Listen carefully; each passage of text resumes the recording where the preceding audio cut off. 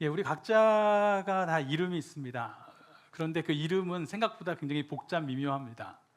어, 많은 사람들이 있는데 어느 순간 그 이름을 딱 부르게 되면 우리가 우리 요한 형제라고 이름을 부르게 되면 그 순간부터 특별한 존재가 된 거잖아요. 요한이라고 하는 그 사람이 된 거예요. 그리고 나에게 어떤 가치가 있다 이런 것이 되기도 하죠. 뭐 집에서 애완용 우리 반려견을 키우시는 분들도 뭐 철이라고 이름하든지 솜털이라고 이름하든지 부르는 순간에 이 개는 수많은 개가 있지만 특별한 개가 된 거죠. 나에게 가치가 있는 것입니다. 그런가 하면 이름은 그 사람의 사회적인 위치를 드러내는 방법이 되기도 합니다. 흔히 학렬이라는 게 있잖아요. 그 이름에 돌림자를 써서 이 사람이 그 집안에서 어떤 세대에 속하는지를 또 알 수 있죠. 제가 군대에 있을 때 그 수색대에 비무장지대에 들어갔는데 수색대 소대장이 저한테 너 이름이 뭐냐? 그래서 손부영입니다. 그랬더니 나도 손씨인데 너도 손씨냐? 어디 손씨냐? 그래서 경주 송가입니다. 그랬더니 나도 경주 송가인데 너 학렬이 뭐야? 근데 모르겠는 거예요. 왜냐면 우리 형제들은 학렬을 안 쓰니까.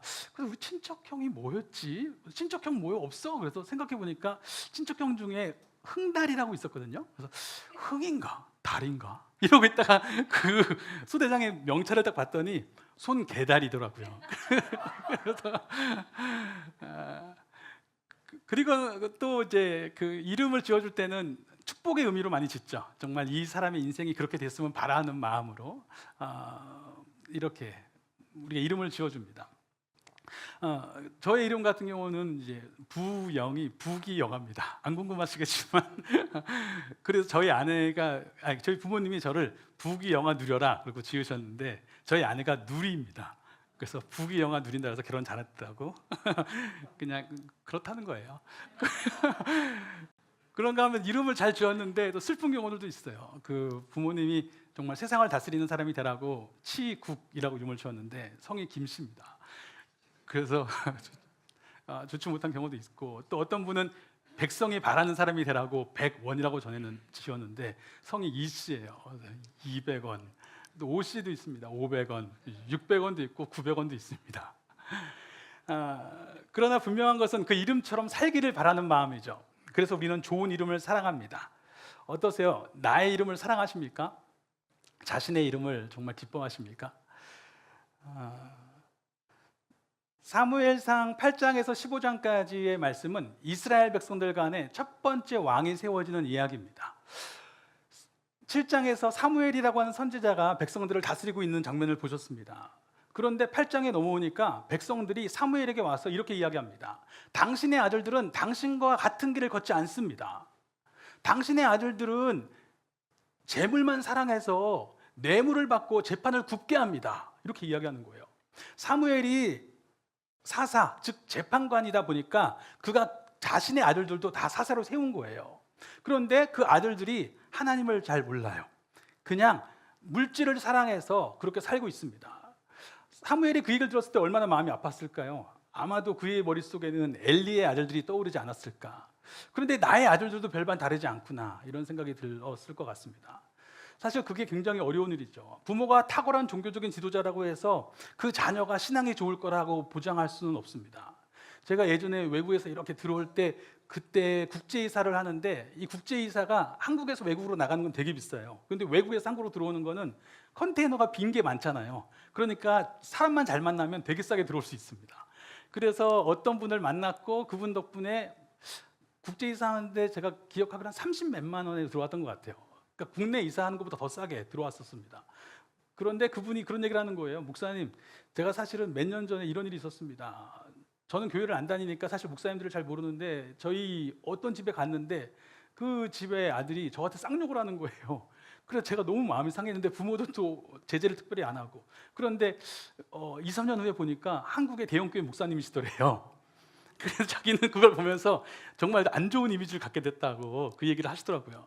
그러니까 사실은 그 부모가 어떤 사람이냐에 따라서 자녀가 뭐 똑같이 신앙을 갖게 된다라는 보장이 없는 것이고, 그러다 보니까 저도 저희 부모님에게 저는 어떤 사람일까 이런 생각을 많이 하게 되고, 또 저희 자녀들은 어떤 신앙을 갖게 될까 이런 고민을 많이 하게 되는 게 사실입니다. 그런 가운데 이 백성들이 하는 얘기가 당신의 아들들은 당신과 같은 길을 걷지 않습니다. 그러니 우리에게 왕을 세워주십시오라고 합니다. 사무엘에게 이 이야기는 굉장히 마음 아픈 얘기였어요. 사실 왕을 세운다는 것은 왕이 이제 다스린다는 얘기잖아요. 그러면 사무엘이나 사무엘 아들들은 내 사사직을 이제 내려놔야 되는 거예요. 그리고 또 이게 하나님 앞에 오를까 여러 가지 고민이 들었을 겁니다. 그런데 이 사무엘이 엘리도 기도했겠지만 그래도 사무엘의 인생에서 굉장히 다른 점 하나는 사무엘은 어떤 일을 만나든지 간에 그냥 기도합니다. 이 점에서도 이번에도 사무엘이 또 하나님께 기도하죠. 하나님 어떻게 하면 좋겠습니까? 그러자 하나님께서 그들이 지금 거부하는 것은 너만 거부하는 게 아니라 나를 거부하는 것이다. 사실 내가 이미 그들에게 왕으로 있는데 그들이 나를 받아들이지 않는 것이다. 그들에게 인간 왕을 섬기는 것이 얼마나 힘든 일인지를 알려주어라. 그래서 경고를 해주죠. 그러나 그들이 꿈쩍도 하지 않고 왕을 달라 이렇게 막 요구를 합니다. 그래서 결국 하나님이 그래 그럼 왕을 세워주라 하게 하시죠. 그러나 사실 하나님이 왕을 세워주실 때는 하나님의 기준이 있었을 겁니다. 왜냐하면 하나님이 그냥 세상 왕국의 왕을 하나 세워지게 만드신 게 아니라 하나님의 백성들을 세우셨고 그 백성들을 위한 왕을 세우시는 거잖아요. 그러니까 하나님 나름의 기준이 분명히 있었을 거예요. 자, 그러면서 9장에 넘어가면 이 베냐민 지파에 속한 기스라는 사람의 이야기가 나옵니다. 이 사람은 유력한 사람이라고 해요. 그래서 어떤 번역본은 부유하고 영향력이 많은 사람이었다 이렇게 번역하기도 합니다. 그에게 아들이 하나 있는데 키도 크고 잘생겼다고 이야기합니다. 그의 이름은 사울이었어요. 어느 날 아버지가 당나귀들을 잃어버려서 사울을 불러서 얘야 당나귀 좀 찾아봐라. 종 데리고 가서 찾아봐라. 그래서 사울이 나가서 여기저기를 찾아다니는데 아무리 찾아도 당나귀가 보이지 않아요. 그리고 어느 순간 생각해 보니까 너무 멀리 왔어요. 또 며칠이 지났어요. 아버지가 당나귀는 고사하고 나 때문에 잠을 못 주무시겠구나 싶어가지고 집에 돌아가자 하는데 종이 하는 얘기가 마침 여기에 하나님의 사람이 삽니다. 그곳에 가서 한번 물어봅시다 하고 하죠. 이 하나님의 사람 누구를 얘기하는 걸까요? 요즘에 자주 쓰는 표현 중에 하나가 뭐냐면 네임드라는 표현이에요. 들어보셨는지 모르겠는데 네임드, 이름이 네임이잖아요. 그런데 네임드는 이제 동사형, 이제 분사형이죠. 이게 무슨 뜻이냐면 그 이름이 지어진 거잖아요. 아까 말씀드렸던 것처럼 어떤 이름으로 불리는 거예요. 이름을 제가 부르니까 그 사람은 그냥 사람이 아니라 내가 이름을 부른 사람이 되니까 나에게 특별한 존재, 특별한 가치가 있다. 이제 그래서 개들도 저 개는 이름이 없는 그냥 막 돌아다니는 개가 있고 이름이 있는 개가 있는 거예요. 누군가에게 속해 있는 개인 거예요. 그렇게 이름이 지어졌다라는 의미가 되기도 하고요. 또 요즘에 많이 쓰이는 의미는 이름이 불려지는 거잖아요. 자꾸 이름이. 그러니까 어떤 분야에서 이름이 많이 불려지는 사람들은 어떤 사람이겠어요?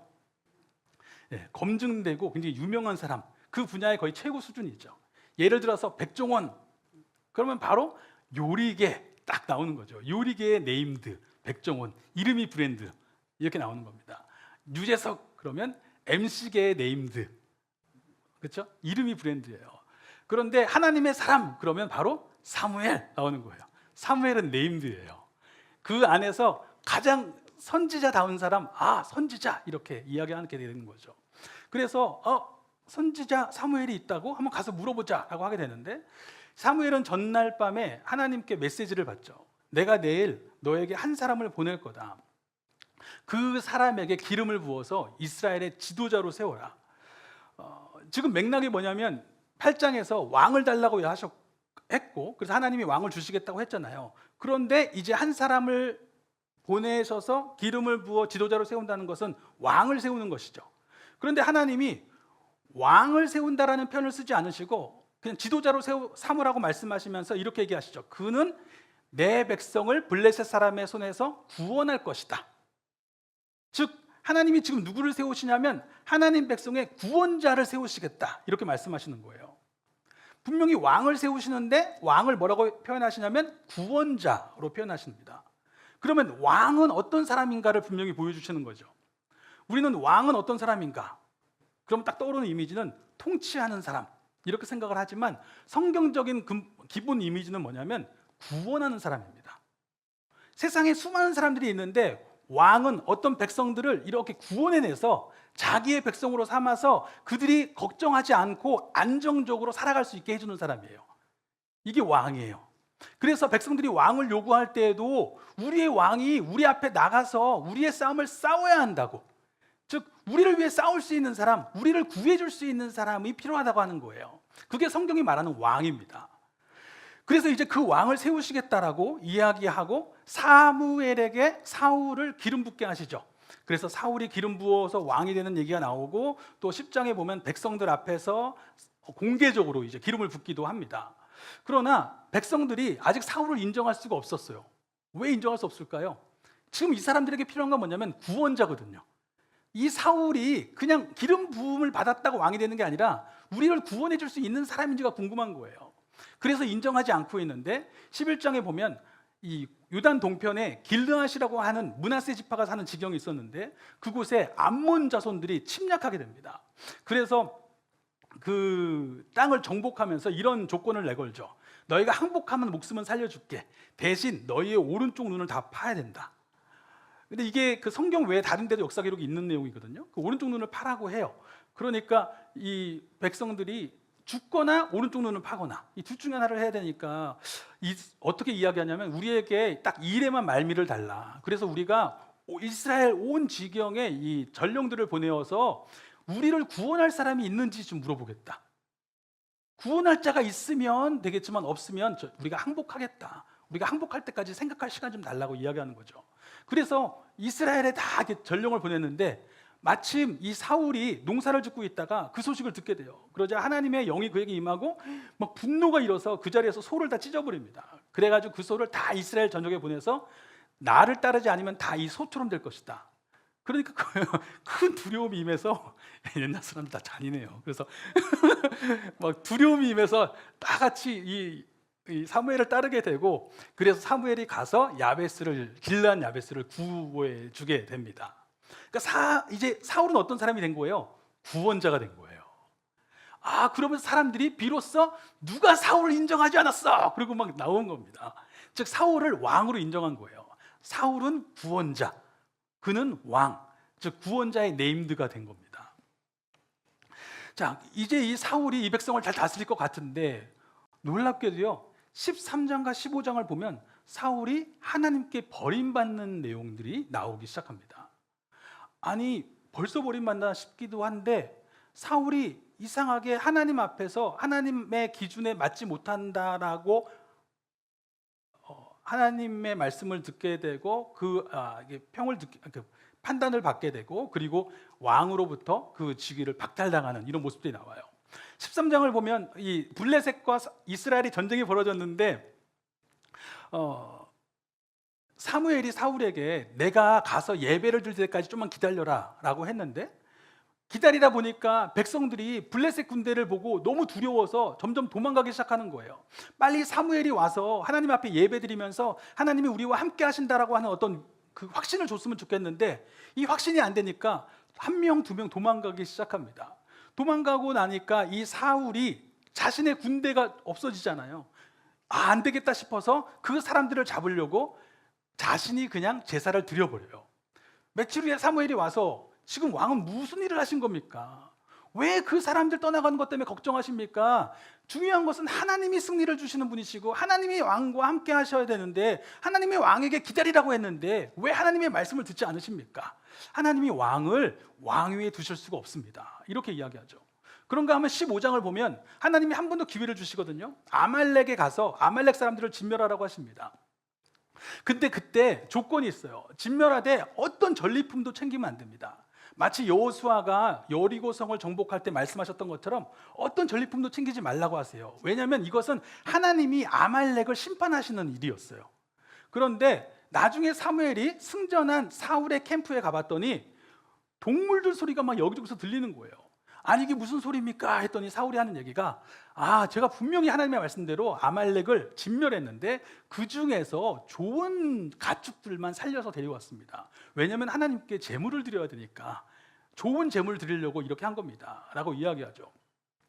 그때에 이 사무엘이 하는 이야기가, 아니 여호와께서 번제와 다른 제사를 그의 목소리를 청종하는 것을 좋아하신 같이 좋아하시겠나이까?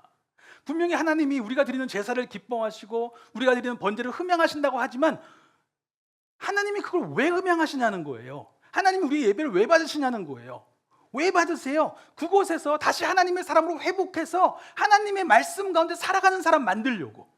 여기 왜 예배드리냐면 이 예배 자체로 끝나려고 하는 게 아니라, 이 예배 잘 드려서 그냥 복 받고 끝나려고 하는 게 아니라, 이 예배를 통해서 하나님이 우리 가운데 계신다는 것을 확신하고, 하나님이 내 삶의 주인이심을 고백해서 삶의 자리에 돌아가서 하나님의 임재를 고백하며 살아가게 하려고, 그곳에서 하나님의 말씀을 의지해 살아가게 하려고, 즉 예배로 살게 하기 위해서 예배를 드리는 건데, 그 목적이 다 없어진 거예요. 그냥 사울은 이 자리에서 내가 하나님 앞에 예배 잘 드리면 되는 거 아닙니까? 그런 예배는요, 어떤 면에서 죄송한 이야기지만 하나님을 이용하는 것일 수 있습니다. 왜요? 내가 여기서 하나님을 기쁘시게 해서 하나님이 나한테 예배 잘 드렸으니까 나한테 복 주시겠지. 그런데 그것은 사실 하나님이 바라신 예배의 모습이 아니었어요. 하나님은 그 예배를 통해서 하나님의 임재 가운데 이 사람이 다시 삶을 살아갈 수 있기를 바라시는 것입니다. 그래서 하나님이 이런 사울은 더 이상 쓰실 수 없다라고 이야기를 하죠. 그는 분명히 왕의 이름으로 부름받았지만 그 왕의 복을 누리지 못하게 됩니다. 너무 안타까운 이야기죠. 아니, 왕의 이름으로 부름받았는데 왜 왕의 복을 누리지 못할까? 도대체 사울이 뭘 그렇게 잘못한 것일까? 아까도 말씀드렸지만 사실 하나님이 이스라엘 백성들 가운데 왕을 세우실 때에는 하나님만의 기준이 있었어요. 그 기준은 무엇이냐면, 그 사람은 왕의 이름으로 부름받지만 스스로를 구원자나 왕으로 여겨서는 안 되는 왕입니다. 우리가 읽지는 않았지만 사무엘상 12장에 보면 11장에서 암몬 전쟁에서 승리해서 이제 백성들에게 구원자로 인정받은 사울에게 또 백성들에게 사무엘이 설교를 하는 내용이 나와요. 그때 뭐라고 하냐면, 사실은 하나님께서 이제까지 그 모든 역사 속에서 당신들의 구원자이셨다. 애굽에서 당신들을 구원하셨고, 광야에서 당신들을 구원하셨고, 가나안 땅에 들어갈 때 구원하셨고, 가나안에서 사는 내내 하나님이 구원자이셨다. 당신들의 능력으로 여기까지 살아온 게 아니라 하나님의 능력이, 하나님의 계획이, 하나님의 돌보심이 당신들을 여기까지 이끌어 주셨다. 하나님이 구원자이셨다. 그런데 이 백성이 그것을 잊고 있는데, 이제 당신은 그것을 기억하며 하나님의 구원자 되심을 고백하며 살아가는 백성으로 이 백성을 이끌어야 된다. 당신들도 그렇게 살아야 된다라고 설교를 해요. 그게 긴 설교예요. 즉 왕으로 부름받았지만 당신이 진정한 구원자라고 생각하지 말라는 거예요. 진정한 구원자는 하나님이세요. 그의 능력으로 당신들은 살고 있는 거기 때문에 그의 이름에 속하여 살아가야 된다라고 왕의 조건을 거신 겁니다. 그런데 왜 그렇게 하셨겠어요? 왜냐하면 하나님 백성의 생명이 바로 거기에 있으니까. 지금 하나님은 그냥 왕 세워주는 게 아니라 하나님 백성들을 지금 세우고 계시는 거잖아요. 그럼 하나님 백성의 생명이 어디 있어요? 그냥 다 살아가는 사람들, 다 나름의 방법으로 살아가는데 하나님 백성의 생명이 어디 있습니까? 하나님이 구원자이심을 고백하는데 그 생명이 있습니다. 구원이 주님께 있음을 고백하는 것이, 하나님이 구원자이심을 고백하는 것이 바로 하나님 백성의 믿음이고, 그 믿음 때문에 삶이 달라지는 겁니다.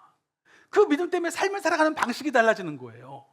세상 사람들은 사람 쫓아가고 물질 쫓아가고 조건 쫓아가지만 우리는 사람과 세상을 볼 때 만족함이 없다는 걸 아는 사람들이에요.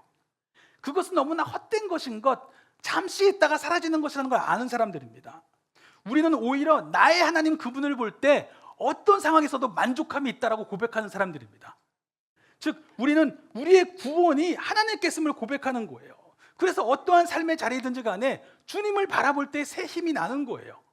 왜요? 그분이 다스리시니까, 그분이 일하고 계심을 믿으니까 어떤 삶의 자리에서든지 간에 주님을 바라보면서 주님 안에서 길을 찾는 겁니다. 신앙생활하면서 어느 순간 하나님의 말씀을 의지해 살아가기 시작하고 그 말씀대로 살아가면서 어떻게 길이 열리는지를 경험하신 분들은 지금 또 어떤 일을 만났을 때 당장 해결되는 건 아닐지라도 또 하나님의 길을 묻는 것 자체가 평안이 돼요. 묻고 하나님의 길을 알게 된 것 자체로 평안이 됩니다. 아, 이 길을 걸어가면 되는구나. 그렇게 길을 찾아가는 사람들, 그 사람들이 바로 하나님의 백성이기 때문에, 그것이 생명이기 때문에 하나님이 우리에게, 하나님 백성의 왕은 하나님의 구원자 되심을 믿는 믿음으로 살아가는 왕이 되게 하셨던 겁니다. 진정한 왕의 이름 안에서만 왕으로 부름받은 그 존귀한 생명을 누리게 되는 거예요. 사울이 스스로 작게 여길 때에, 스스로 작게 여기면서 하나님의 구원자 되심을 인정할 때에 오히려 하나님이 그를 왕으로 세우셨고 하나님 안에서의 그 존귀함을 누리고 살아간 것이 아닙니까? 결국 사무엘서 전체에서 중요한 주제인데, 하나님의 구원자 되심을 존중하는 사람은 그 구원자 안에서 자신이 어떤 존재인지를 알게 되고 자신의 삶이 존중받고 있음을, 자신의 삶이 의미 있음을, 자신의 삶이 쓰임받고 있음을 아는 존중의 삶을 누리게 된다라고 이야기하는 겁니다. 그런데 어느 순간 이 사울은 하나님 백성의 생명은 잊어버리고 자기 스스로 구원자가 되어가고 있었던 거예요. 자기 스스로 왕이 되어가고 있었던 것입니다. 아까 보았지만 사무엘이 사울을 찾아갔을 때 뭐하고 있는가 했더니 어떤 사람이 말하기를 저기서 자기의 기념비를 세우고 있습니다. 사무엘은 어느 순간 자기 기념비를 세우는 사람이 되었어요. 어떻게 그 사람이 스스로 구원자 되었는지를 아냐면, 기념비도 기념비지만 하나님의 말씀이 그의 삶에 기준되어 있는지를 보면 합니다. 어느 순간 이 사울의 삶에는 하나님의 말씀이 기준이 아니라 사람이 기준이고 물질이 기준이 되어버리는 거예요. 그런데 그 말은요, 사람과 물질이 왜 필요해요? 그게 내 능력이 되니까. 결국 하나님을 거부한 삶은 뭐 하는 거예요? 내가 구원자가 되어야 되는 거예요. 내가 구원자로 살아야 되니까 내 능력과 내 조건이 필요하니까 사람과 물질을 쫓아다니게 되는 거예요. 결국 이렇게 이야기하잖아요. 하나님을 거역하는 것은 점치는 죄와 같고 하나님 앞에서 마음이 강팍한 것은 사신 우상에게 절하는 것과 같다. 즉 하나님을 거역하는 삶은 자연스럽게 우상 숭배로 이어진다고 이야기하는 겁니다. 왜요? 하나님을 거부하니까 내가 구원자가 돼야 되고, 내가 구원자가 돼야 되니까 내가 구원할 수 있는 능력을 줄 만한 것들을 쫓아다니는 거예요. 그런데 그런 우상들은 다 헛되다라고 이야기하시는 것이죠. 성경에서 우상들을 말할 때마다 항상 같이 쓰이는 언어가 이 헛되다라고 하는 헤벨이라고 하는 단어를 같이 써요. 이 단어는 무슨 의미냐면 사라진다 이 뜻이에요. 아침에 이슬처럼 지금 있으니까 와 이슬 봐, 잔디밭에 갔더니 막 물이 막 운동화에 다 묻고 이렇게 많은 물이 있네 싶지만 언제 그랬냐는 듯이 오후에 가면 다 없어졌어요. 분명히 그런 순간들이 온다는 거예요. 그런데 그런 물질을 의지한 사람들은 물질이 있을 때 내가 가치 있는 사람 같고 능력 있는 것 같지만 물질이 없는 때도 있잖아요. 모르겠잖아요. 그런 때가 되면 나는 가치도 없고 살 의미도 없고 아무 소망이 없는 사람으로 그냥 주저앉을 수도 있는 것입니다.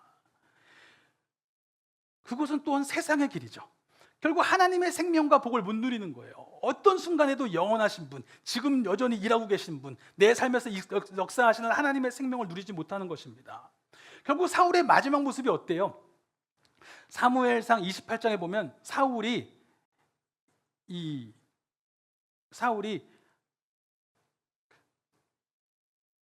하나님을 떠나서 하나님의 말씀 가운데 살아가지 못하고 문을 말미암아서 이제 사울이 그 왕이 되지 못한다라고 이야기를 듣게 되고, 그렇게 살아가고 있는 사울이 전쟁을 맞이하게 되는데 그 전쟁에서 하나님의 음성이 들리지 않아요. 그래서 사울이 뭐 하냐면 점쟁이를 찾아갑니다.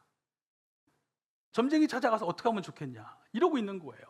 결국 하나님을 떠난 삶은 스스로 점쟁이나 우상만 쫓아다니는 그런 멸시받는 삶으로 스스로를 만드는 거예요. 그렇게 이야기를 하시는 겁니다.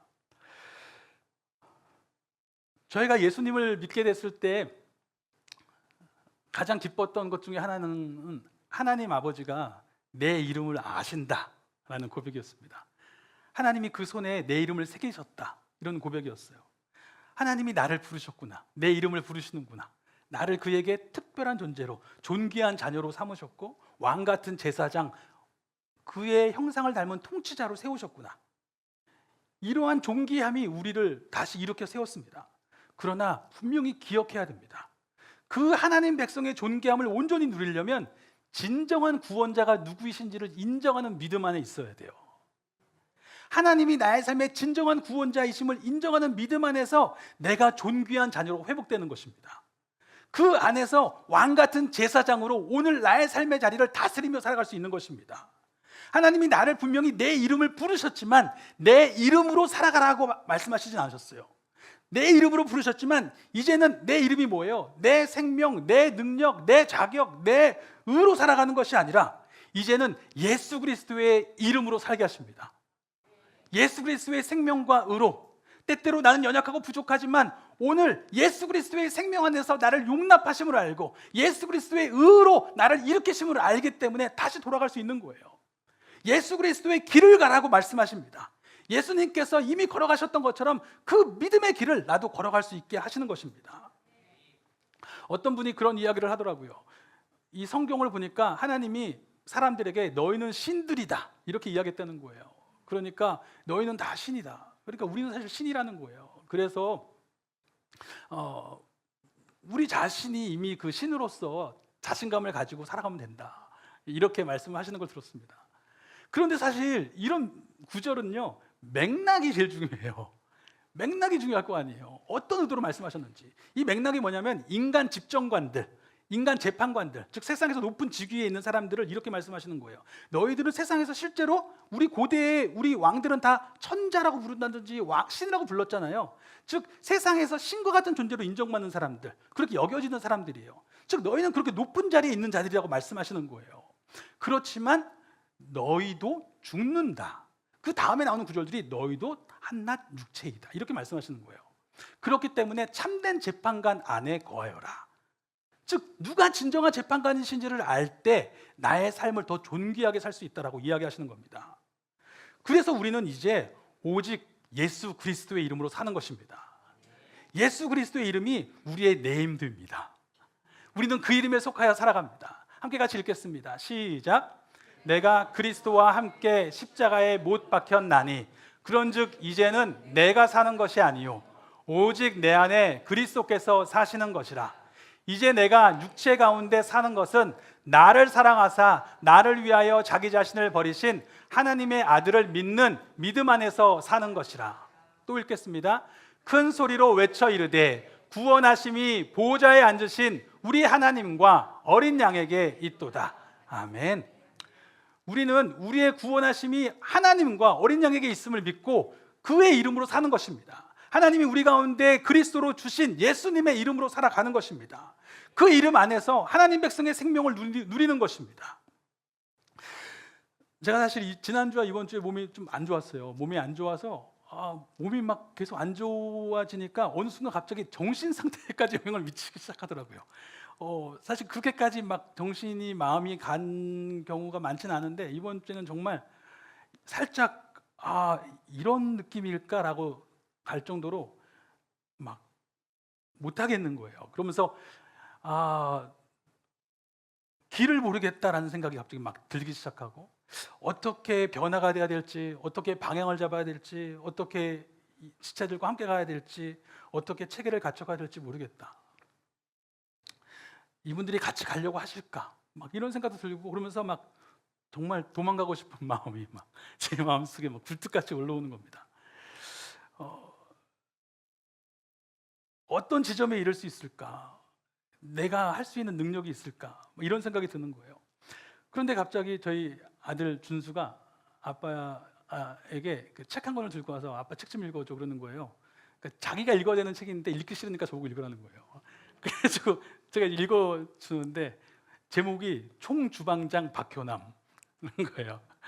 이 어려운 형편 가운데 공장 다니시다가 거기서 그 앞에 있는 요리학원을 발견하고 요리학원을 저녁에 다니기 시작한 거예요. 그런데 뭐 다른 거를 요리로 직업을 얻으려고 했던 생각도 없었대요. 그냥 요리를 배우고 싶었고 배워보니까 너무 재밌는 거예요. 그래서 저녁마다 가서 계속 요리를 하고 시간만 남으면 요리를 배웠대요. 그리고 자격증을 따고 나니까 그 학원 원장님이 너무 성실하고 너무 잘한다고 그 호텔에 주방 보조로 이렇게 취직을 시켜준 거예요. 근데 거기 가니까 처음에는 감자만 깎더래요. 감자만. 근데 감자를 빨리 깎아야 하나라도 배울 거 아니에요. 그래서 감자 깎는 법만 연구하면서 계속 감자를 깎았대요. 그러다가 이제 요리를 하나 배우고 또 위에 올라가고 해서 나중에는 그 힐튼 호텔의 총 주방장이 된 거예요. 이 힐튼 호텔이 전 세계에 그 지점이 많을 거 아니에요. 그런 총 주방장은 항상 본사에서 파송한 사람, 그 미국인이 하는 거예요. 그런데 우리나라만 유일하게 한국인이 총 주방장을 하는 거예요. 그러니까 그만큼 인정받은 사람이에요. 그래서 이분의 이야기가 나오면서 이제 마지막에 인터뷰를 하는데 거기서 뭐라고 이야기하냐면 주방장님은 이제 앞으로 뭐 어떤 걸 목표로 하십니까? 이런 얘기를 해요. 그러니까 이분이 하는 얘기가 저는 미래의 목표 같은 거 없습니다. 앞으로 뭐 해봐야겠다 이런 식으로 뭐 제 이름을 딴 식당을 차린다든지 뭐 브랜드를 만든다든지 뭐 이런 거 전혀 없습니다. 저의 목표는 딱 하나입니다. 오늘 맛있는 한 사람분의 음식을 만드는 거. 저는 이제까지 이게 저의 인생의 목표였습니다. 사실 그거는 목표라기보다는 신념이잖아요. 그냥 매일같이 나는 오늘 한 사람분의 맛있는 음식을 만든다. 근데 그 이야기를 듣는데 성령님께서 저에게 말씀하시는 것 같았어요. 아, 그렇지. 내가 왜 이렇게 갑자기 마음이 힘들었나? 어느 순간 저도 모르게 제 스스로 구원자가 되려고 했던 것이구나라는 생각을 깨닫게 되었습니다. 어느 순간 높은 지점으로 나아가고 높은 지점으로 이분들을 함께 이끌어야 된다고, 지체들과 함께 높은 지점에 이르러야 된다라고 내가 마치 구원의 이름이 되려고 하는 그런 마음이 내게 있었던 것이 아닌가. 그런데 제 능력이 그렇게 안 되니까 낙심하고 실망하고 어떻게 해야 될지 몰라서 이러는 것이 아닌가. 그런데 사실은 생각해보면 저의 목표는 항상 동일했어요. 오늘 예수 그리스도의 이름으로 사는 거예요. 오늘 예수 그리스도의 생명으로 사는 것, 그것이 오늘 나의 목표고, 어제도 그것이 나의 목표였고 내일도 동일합니다. 오늘 예수 그리스도의 생명으로, 예수 그리스도의 이름으로 오늘 내가 다시 살아가는 것, 그것이 저희의 목표였습니다. 사실 그것이 예수님께서 먼저 보여주신 길이기도 합니다. 예수님이 이 땅에 살아가실 때에 다른 계획이 아니라 구원하시는 하나님의 이름을 믿고 그 이름 안에 살아가고 계셨을 때에 하나님이 그 삶이 존귀한 구원의 길이 되게 하신 것입니다. 우리도 오늘 해야 될 것은 다름이 아니라 구원하시는 하나님과 어린 양 예수 그리스도의 이름으로 살아가는 것입니다. 그의 생명으로 그의 길을 걸어가는 것입니다. 우리에게 있는 하늘의 소망은 무엇입니까? 하늘의 소망이 있다는 게 저 죽어서 천국 가야지 이 소망입니까? 오늘 다스리시는 분을 믿는 거예요. 오늘 구원하시는 분을 믿는 겁니다. 나의 모든 결과는 그분께 있기 때문에 나의 능력이 아니라 나의 신분으로 일하는 겁니다. 예수 그리스도께 속한 신분으로 오늘 서야 될 곳에 서서 해야 될 일을 해 나가는 것입니다. 왜요? 구원자께서 이루실 것이기 때문에, 구원자가 일하실 것이기 때문에. 우리 교회의 비전은 뭡니까? 광야 세상에 주 예수님의 장막을 짓는 믿음의 사람들입니다. 그런데 사실 이 비전은 보통 교회에서 배가 부흥, 아니면 5년 내 50개 교회 개척, 50개 선교, 이런 목표들이 있을 수 있는데 우리 교회 비전은, 목표는 매년 똑같아요. 그냥 광야 세상에 주 예수님의 장막을 짓는 믿음의 사람들이에요. 이건 사실은 목표라기보다는 신념에 가까울 수 있잖아요. 그런데 그게 목표예요.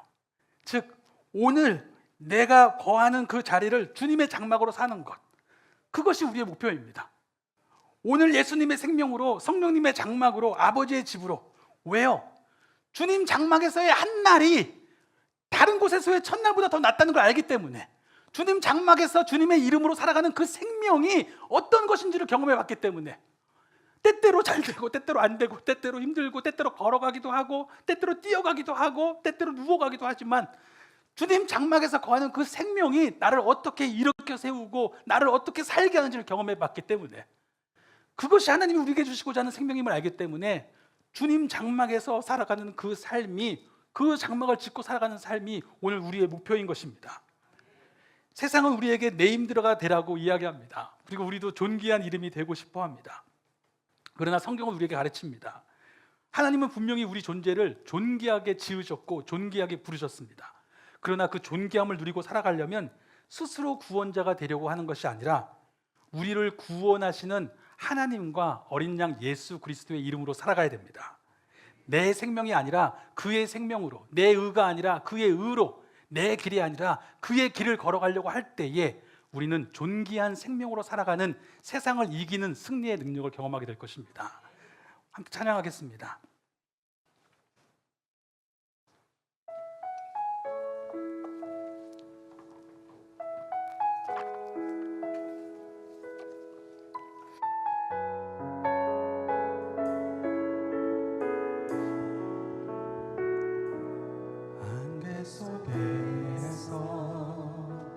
주님을 보내 아무도 없을 것 같던 그곳에서 손 내미셔서 나를 붙드네. 길 잃고 쓰러져 가던 그곳에서 안개 속에서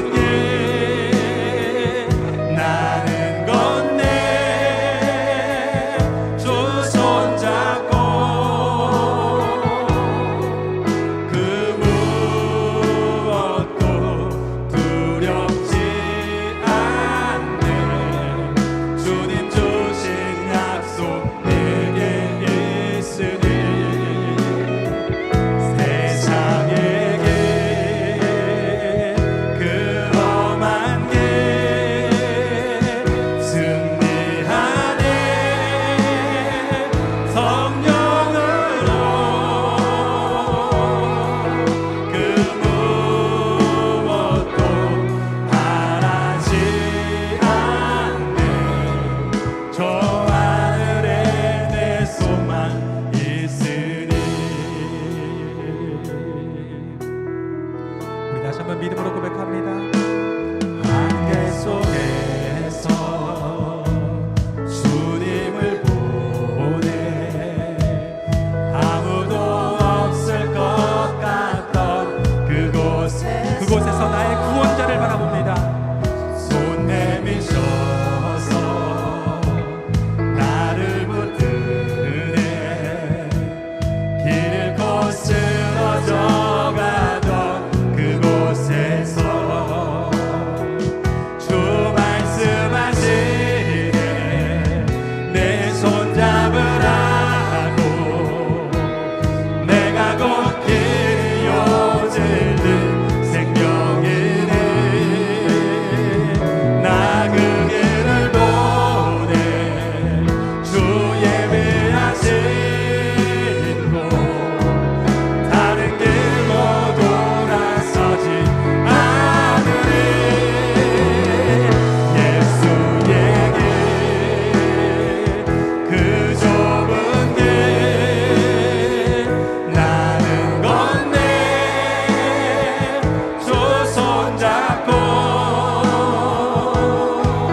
그 무엇도 두렵지 내가 너와 함께하리라 약속하셨습니다. 주님 주신 약속 내게 있으니 세상의 길 그 험한 길 승리하네 성령으로 그 무엇도 바라지 않네 저 하늘에 내 소망 예수의 길 예수의 길 그 좁은 길 나는 건네 두 손잡고 그 무엇도 두렵지 않네 주님 주